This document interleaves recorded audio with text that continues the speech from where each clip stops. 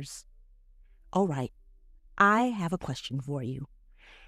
Have you ever wanted to do something so bad, but the little voice in your head kept saying, nope, not today? Maybe it was raising your hand in class, trying out for a team, or showing someone your art. Well, Jonathan Todd gets it.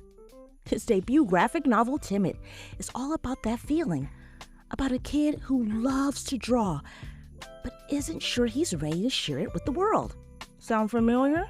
Yeah, we've all been there. In today's episode, Jonathan is here to talk with me about finding your confidence, telling stories through comics, and why making mistakes, yes, really, is actually a superpower. So, grab your favorite snack, find a comfy spot, and let's get into it. This is Reading in the Middle. Hi, Jonathan. Welcome to Reading in the Middle. Thank you for having me, Anisha. I'm so happy to have you here. This is just exciting. And, I just want our listeners to know, for those who haven't read it yet, can you give us a quick introduction to Timid? What's it about and what inspired you to write it? Okay. What I usually tell folks when I speak at libraries, it's a autobiographical book about my upbringing. When my family, we lived in Florida, and it's about the story of when we moved from Florida to the Boston area in the 90s. And it's largely about my struggle to overcome shyness. When I was in the 6th grade, I was a kind of popular kid in my classroom because I drew comics, and I worked with the whole class to create like 3 comic books for the year. And so I would write them and I draw them, and my friends would take a felt tip pen and trace over them. And then so it was great. Life was great. But then we moved up north. We moved to a suburb of Boston, suburb called Wellesley, Massachusetts. In the book, I use the name Weber, Massachusetts. And so there, people already had friends. I went from a small Christian school to a big public school where there were 6th, 7th, and 8th grade. So I came in at 7th grade. There, people had their friends. And so it was just my struggle to be in this new environment, in a new state where it was more racially segregated, and I wasn't used to that. So there's a lot of different themes, whether it's Christianity, whether it's cultural belonging, and speaking up for yourself. So that's kind of what Timid is about. Inspired you to write it? Yeah, what inspired me was that feeling of awkwardness and being lost and not knowing how to process what happened to me on the first day of school. It's kind of in the middle of the book. It's kind of almost verbatim when I walk into the school cafeteria and all the other Black boys were at one table. And I wasn't used to that in my old school. There, I was one of one Black kid in the whole 6th grade, but I never felt any different. So in this new context, I was like, oh man, like, am I supposed to sit at the table with them? But I don't even know them. And so that really feeling anxious about what do I do? And then this fear of being labeled in Oreo, someone who's Black on the outside, white on the inside, it really overtook me. And so that's what inspired me. So I figure if I went through that, other kids may feel that same, not knowing where they belong or not feeling comfortable being their true selves. And so, so I wanted to help other kids who might be going through that. It might be cultural identity. It might be gender identity, might be body size, faith differences. So just whoever kid who kind of feels alone. That's kind of why I wrote it. Well, I'm glad you did, because your main character, Cecil, is incredibly relatable. He's quiet, creative, and sometimes struggles to speak up. How much of Cecil's story comes from your own life? Yeah. So the way I describe it is Cecil is not me exactly, but his personality is very much who I was. But the things that happen to him are just a little different. There's a lot of things that are inspired by my life, as far as that scene in the cafeteria, Cecil's first day at school. A lot of the other characters, like the father, was inspired by my late father, who was, I call it in hindsight, I call him like the warrior dad. He just wanted me to toughen up and just be, he thought I was, even the name of the book, Timid, comes from him in a way. He used to always say, don't be timid, Jamal. Jamal's my middle name. So, but some of the actual, things like being recruited to draw things by other kids. That's from my life. The banana split scene, that was something I actually did. So there's a lot of episodes. This is from the book, came from my real life. The sister character is very much like my older sister. Mhm. And she went to school in Pennsylvania. The opening scene is the best friend of Cecil. We were part of the safety patrol. So there's a lot of episodes, but it's not exactly what happened to me, but it has some of, that's why it's Similarity. semi-autobiographical. Well, Yeah. Cecil is an artist, just like you. When did you first start drawing comics, and how did your own artistic journey shape Timid? Okay. Remind me of the second part of that question. My But apologies. later, like, let me, because I'm going to get lost and I'll need you to bring me back to that second part of your question. But I can tell you how I got into Mhm. cartooning. So when I was 7, my sister was a boarder at a private school called Milton Academy. And this is when my family was getting ready to move to Florida. And so she had this roommate, and I visited her when we were getting ready to go to Florida, I think. Her roommate had this book of Garfield comics. I had never seen comics before. I had only seen picture books. And so I was reading it and I thought, wow, this is so interesting. So for my birthday, I asked for a Garfield comic book and I got one. And then I had to go to my dad's office. And I was just kind of bored all day, but I had my Garfield comic book. I had copy paper and I thought, I think I could do something like this. So instead of a cat, I made a dog and I called him Arf. And this is actually one of my early comic books. And you'll notice from the main character that he was inspired by Garfield by the Stripes. Yeah. And so I started developing my own comic strip. So after I drew my first one, I showed it to my dad's secretary and she laughed. And I love that, getting a response from someone, and I was hooked. So in fact, in this book, as a librarian, you appreciate this. This was from 4th grade. I made in the back, I don't know if you can see it, there's a little pocket for art. Yes. So kids would write their name and they could borrow it, and I'd keep the cards, and then I always knew who had it. So then I Love it. advanced to 5th and 6th grade, where my mom worked for IBM, so I had access to a photocopy machine. So then that's where I made the photocopied comics. This was from 6th grade. This was an ARF one from 5th grade. And right now I teach a lot of comics. And so kids, I was leading kids in creating their own comic book. And I thought, oh, I should do one just to say, just to show how I was done in a way. So I drew ARF comics. So the kids liked the ARF comics. They said, you should do more ARF comics. So I was asked by a literary journal to contribute. So I brought ARF back. So in an upcoming issue of Shenandoah magazine, ARF will be there. I think a 13-page story. So that's how I got into it. In middle school, again, I continued in middle school. I still just drawing comic strips. Here's some from when I was Cecil's age. These are literally from middle school. That's And really then in nice. high school, oh, what'd you say? That's really nice. From middle school, the comics are just amazing. Yeah. Thank you. So I worked for they had a middle school newspaper, and this was my main character, Scotty, and who was also in some of the magazine too. Um, but in high school, I learned about this field of editorial cartooning, so drawing comics about politics, current events. So I really got into that. And what I liked about political cartoons was that I could go into my local newspaper and see the cartoonist working. I'm like, I want that job. Whereas the comic strips, I learned that it was very hard to get into, like newspaper comics, and they would get 3,000 to 5,000 submissions, and they would only pick 3. And then it was also, I never knew any comic strip cartoons. So that was my goal until I was like 30.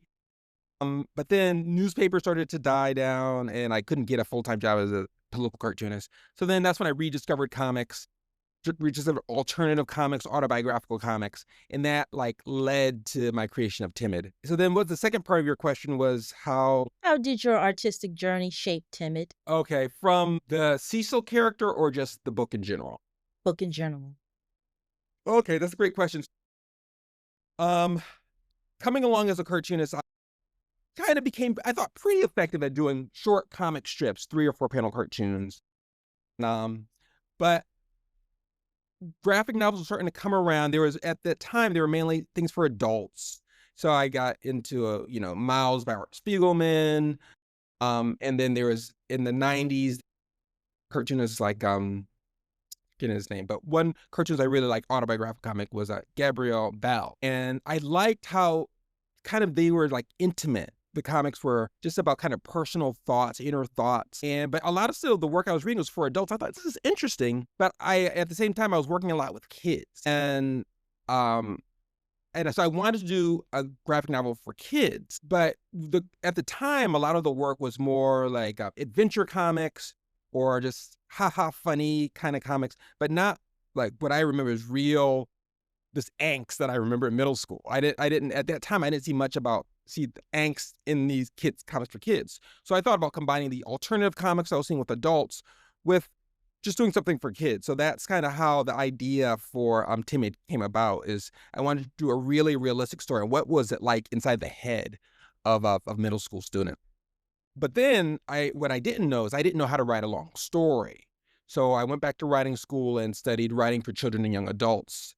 So because I wanted to write a book that, even if I didn't find a publisher, that it was publishable. So so that's kind of the artistic journey that led to Timid. And then within the book, of course, Cecil is a lot like me, and he's also a kid cartoonist. And even there's a contest he enters was very much as a contest I entered with my cousin, who I got into drawing comics a little too. Did that answer the question? Definitely, yes. You answered the question brilliantly. Thank you so much. Yeah, Thank you. because you mentioned graphic novels, right? So graphic novels are a mix of storytelling and art. Mhm. What comes first for you, the story or the images? Yeah, good question. The short answer is for me, the story comes first. But I feel like there's definitely my observation, like two kind of main kind of cartoonists who they're more about story and ideas. Like, yeah, I'm thinking like Gary Larson is just his very funny stuff, but the art is a little doesn't look as like refined as something. So, and then there's I thought the artist cartoonists, so they could just draw anything, and people I feel jealous about. So I've been always been more, I think, better ability in the story part. Um, and for me, also on a practical level, I feel like it's really the story that will sell the book. To get a publisher to say we want this, they're buying it for the story instead of the art. Generally, at least for kids' graphic novels. Yeah. You. Cecil's emotions and his inner thoughts come through so clearly in your artwork. How do you approach illustrating emotions and making them feel authentic? Yeah, I think for me, that period in middle school was very kind of traumatic, but I kept a lot of it inside, so I really remember it vividly. 'Cause I wasn't people didn't know what was going on inside my head. I became really shy, and so I basically just tried to write what I remember, just be as honest, even all the especially the embarrassing stuff, because I'm sure that other kids feel that same way, kids going through that now. So I just wanna be true to who that 13-year-old Jonathan was. And then once you write it down, the illustrations come kinda naturally. I mean, I've been a lifelong cartoonist, so, it's, that part, the facial expressions, that comes very naturally. But I think the key is the actual what the specific thoughts were. Yeah.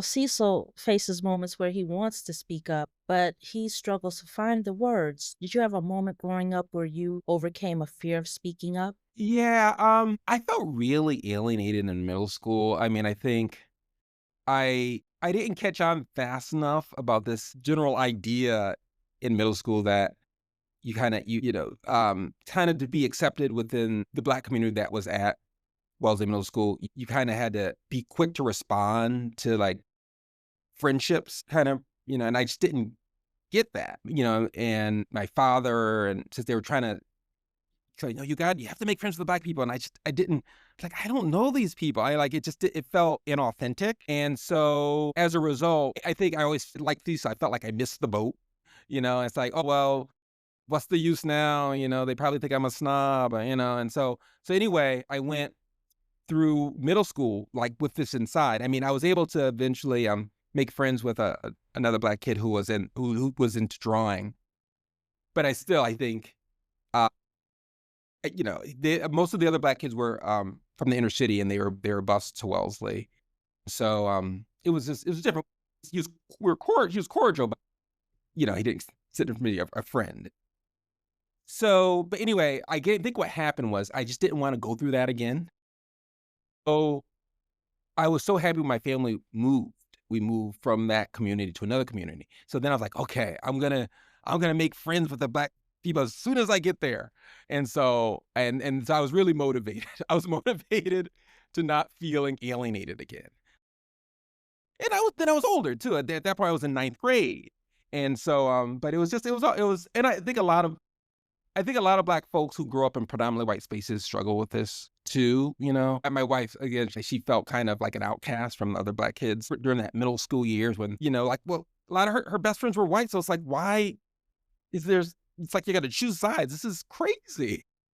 And so I want to be true to that. There is a craziness about that. Like, shouldn't matter.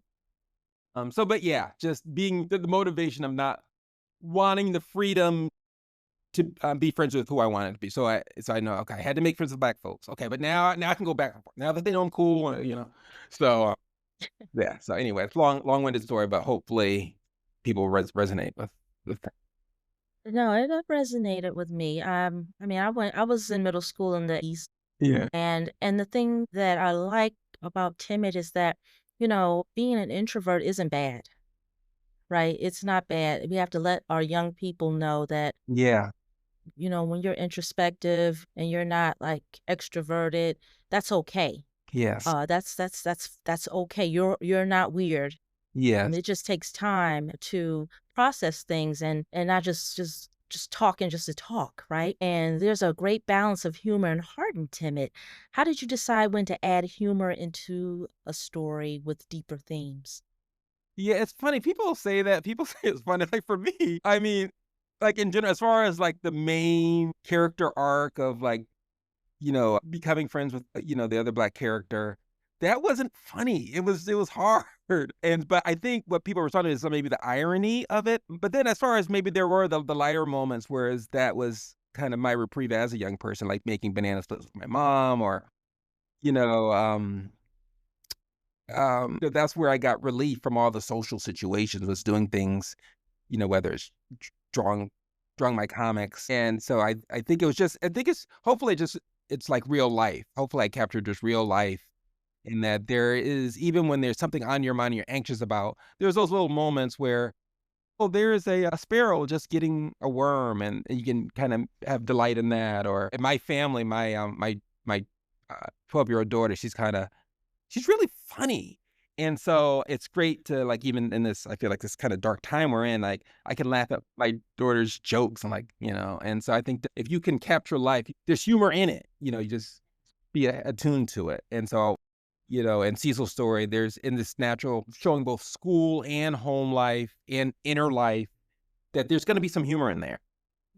And there is. I mean, like I mentioned, felt that it was relatable to a time. I actually had to go back and remember when I was growing up in middle school. And yes, looking back on certain things, it's not funny. But then when I look back, I'm like, okay, that's funny. And I'll give you an example. So I recently found my old journal when I was like in like middle school. And I remember when I was writing in it, it wasn't funny. But now Yeah. I'm reading it as an adult, it's cracking me up. It cracks me Yeah. up. So Yeah. I think that those moments that you have in Timid there are touching moments. But yes, there's humor in there. I don't think you may find it some things in there, but I think you were able to balance that wonderfully.